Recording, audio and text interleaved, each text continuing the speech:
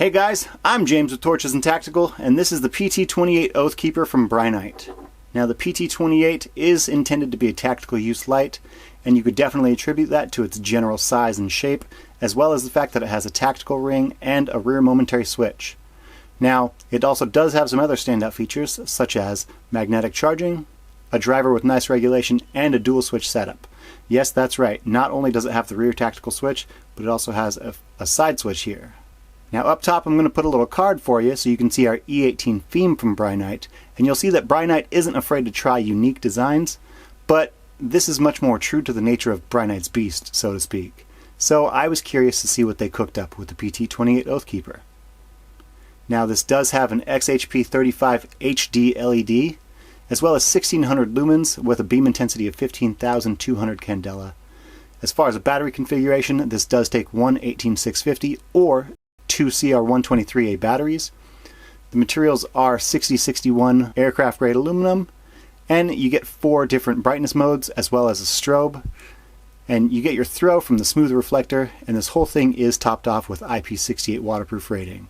Now let's not kid ourselves here. When you first look at the PT28, the first thing you notice is this very large tactical ring. Not to be confused with like a cigar grip ring that's relatively common, but this patented tactical ring forms a large loop on the side of the flashlight, and that's going to give you a quick way to get a very firm grip on the PT28 and assist with anything like activating the rear switch in tactical situations. Now the tactical ring does have 2 keyways, so you can affix it to your light in one of 2 180-degree directions. You do see one of the grooves here, as well as a matching on the other side, and those align with grooves cut into the tail cap, so you can have it face 180 degrees of each other. Like I just showed you, it can be easily removed if desired when you remove the tail cap and the ring, and then reinstall the tail cap. The pocket clip is nothing to rave about, but I mean, it does function. It's short and sturdy, it gives you a lot of resistance. Make sure that nothing's going to go anywhere when it's clipped inside your pocket. Now, I mean, you can tell right here that this definitely is not a deep carry. The entire tail cap will still stick out of your pocket. And if we bring the packaging up here, you'll see that the tactical ring and the pocket clip are not the only things included with the Brinyte PT28. First off, let's start with the outer box. Now this is what everything comes in. You'll see that it does have a nice image of the light. It shows you your front switch as well as the magnetic charging, and it will have an indicator here showing you what color you have. This does come in a desert tan color as well. Now the back of the box indicates that it will operate between 2.8 and 6 volts, and that's why it accepts the one 18650 or the 2 CR123A batteries, as well as all of your other specifications listed down below, and then a quick rundown of all the specifications on the other side here. So inside that box, there's this box, and this box is what houses the flashlight and everything else. So not only do you have very dense foam keeping the flashlight secure, but you also receive your warranty and instruction manual. Now, so far Brinyte's the only one that I've seen that's actually done more of a lanyard keychain for their manual, and I mean, it's not bad at all. Now on the other side of the box, in the accessories compartment, you do receive a Brinyte branded holster. Now this is made of very thick corduroy nylon. It has the Brinyte logo right up front, as well as a keyway cut out for your tactical ring, and a very sturdy plastic clip that comes over to make sure that once it's on your belt loop, it's not going to go anywhere. Now this also does have detents, so you can index your holster any direction that is most comfortable. And in addition to that, it does have elastic on the far side. That'll give you a section to house a spare battery, or 2 depending on what series you're running. Also inside that compartment is a camo paracord lanyard. Now again, this is a first that I've seen. This is something that Brinyte seems to be putting more attention into and making sure that it goes far and above the competitors. It does have a little clasp here so you can tighten it to any specific tension that you want. In addition to that, you also have the magnetic charger. Now one side is regular USB-A, so you're able to plug it into any of your standard wall outlets. And on the other side, you have an Olight-esque magnetic charger that simply attaches. You have your positive and negative making contact, and you're good to go. Now finally, inside the package, you do have a set of spare O-rings, and this is to make sure that if you ever have to take anything apart to service or get dirt out of because you're crawling around in the mud, that you're able to replace them with nice fresh O-rings, so this maintains its water resistance rating. Let's get this out of the way and continue on with the light. And now, quick note while I put this tactical ring back on, the tail cap is definitely what I would consider a saddle style, which means you're going to have cutouts here, but still provide easy access to the main switch. It also allows for tail standing, although I wouldn't say that it's terribly stable when you're doing so.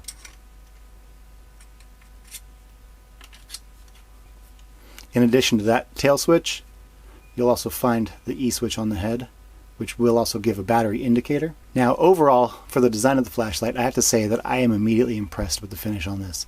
The black Type 3 hard anodized coating on this 6061 aluminum is very smooth, it's even, I don't see any high and low spots, and there's minimal knurling. That small section down here, underneath the tactical ring that you saw, as well as around the head, they do match, except for this doesn't have the 80-degree marks on it, like the tail cap.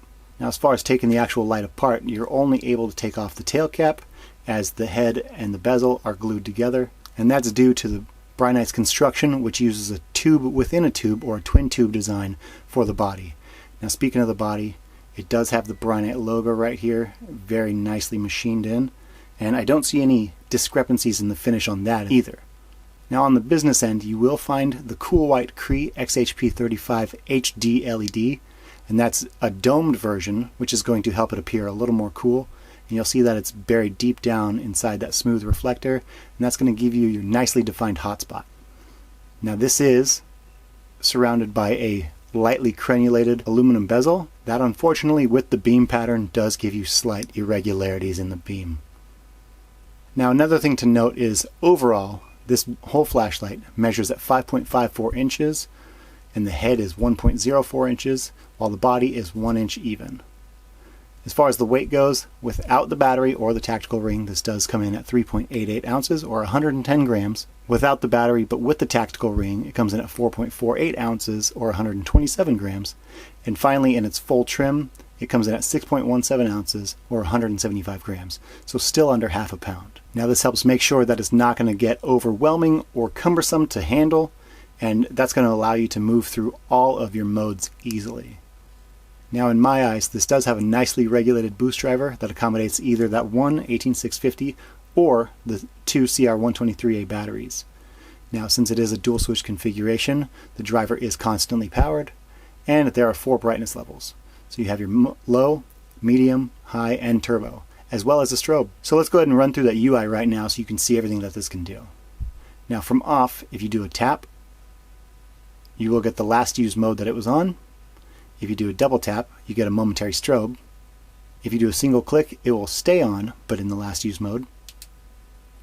If you do a tap and a full click, it will give you constant strobe.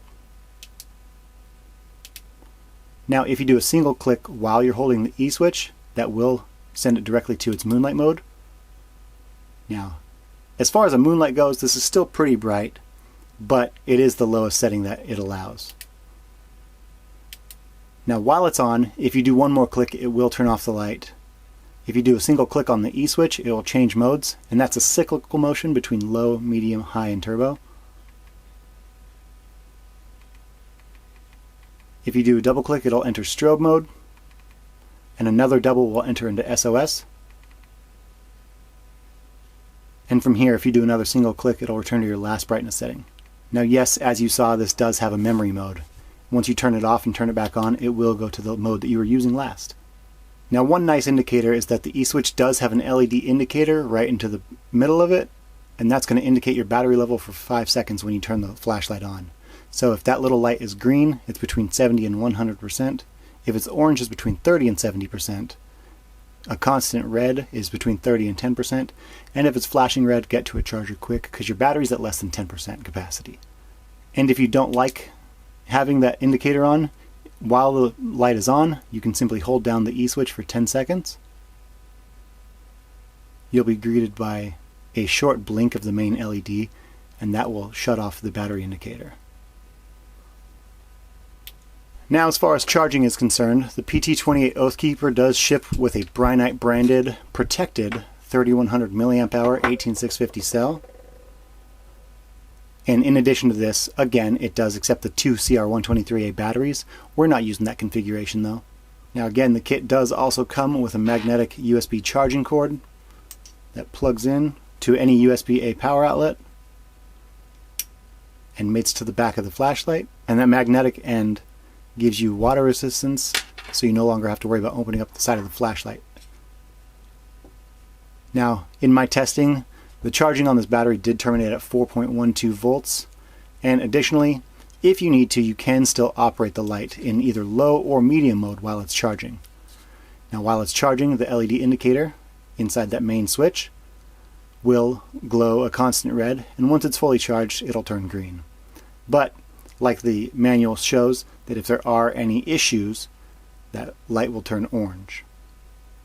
And now's the part that I'm pretty excited about. With that fully charged 3100 milliamp hour Brinyte battery, it being rated at 1600 lumens, I was hoping for somewhere around 1600 lumens. But fortunately, we were able to get 1705 lumens out of this at turn on, and at 30 seconds, it was still above its specification at 1636. So for those throw numbers, we were able to get all the way out to 292 yards at 17,800 candela. So both of those figures beat the specifications from the factory, which I am ecstatic about. So what I'd like to do is I'd like to get this, as well as its big brother, the PT18 Oathkeeper, outside so we can compare the beam shots between the two. Now this one's rated at 1600 lumens, this one's a full 2000 lumens, so we are going to notice some difference. But as far as the width of the head, the depth of the reflector, let's go ahead and check these out one at a time and see how they compare. Alright, let's head out there. Alright guys, so we're going to do a nighttime comparison between the Brinyte PT28 Oathkeeper as well as the PT18 Pro Oathkeeper. The PT18 Pro is kind of the new latest and greatest from Brinyte as far as their PT series goes. So let's go ahead and start with the main event, and that's the PT28 Oathkeeper. Now again, this is 1600 lumens, but let's start on low. Get a little glimpse of it right there. Now we'll go to medium, high, and turbo. Now this is 1600 lumens, definitely more oriented towards the throw, although as far as the spill is concerned, it does mesh very easily with the hotspot and kind of reminds me of an Acebeam E70 Mini, if I'm being honest. So now let's get over to the PT18 Pro Oathkeeper, and we'll start on low. Again, definitely not a moonlight mode. You can still see pretty decent, but it's not going to be the brightest option you have. Then we have medium, high, and then finally you have your 2000 lumens of turbo mode right here. Alright guys, let's get back inside and we'll do our final comparisons. Alright guys, we came, we saw, we conquered, we went outside. It is mid-December, so it's getting to be a little bit cooler here, especially at night. We saw all the different modes and the brightness settings for the PT28 Oathkeeper. In addition to that, we compared them to its literally big brother, the PT18 Pro Oathkeeper.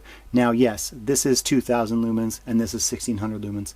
But with the PT28 Pro, you're going to get a lot more portability than something like the PT18 Oathkeeper. So focusing on that, I do have to say that I absolutely adore the build quality of this light. The fit and finish, everything is fantastic. It feels so smooth and easy to hold, but at the same time, it doesn't feel like you're going to drop it. Also, I'm really growing fond of these tactical rings, and I love the fact that the driver is well regulated. The fact that it has built-in charging and direct access to a low mode, definitely a plus. In addition to that, I love the fact that it includes a tactical ring, a holster, and a lanyard in the box from the factory. You don't have to go looking for different accessories that you might need or want with it. Now, I have to say that I have a lot of USB-C cables, and I do wish that carried over to this. So while it does have the built-in charging, it being a unique cable only to the Brinyte makes it a little bit of a negative here. And I think my biggest complaint is the fact that while you do have instant access to strobe, I would love to have instant access to turbo mode. Now yes, having instant access to strobe is fantastic, but sometimes you need a lot of light and you need it now. If you do use this in a law enforcement situation, the last thing you're going to want when you want turbo mode is to hit someone with a measly 10 lumens if that was the last setting you had. This isn't going to do anything. So I think if there were a couple of those issues fixed, this would be an absolutely astounding light. Aside from that, it is still a fantastic option. So now down in the comments, you guys tell me what you think, and we'll see you in the next one. See ya!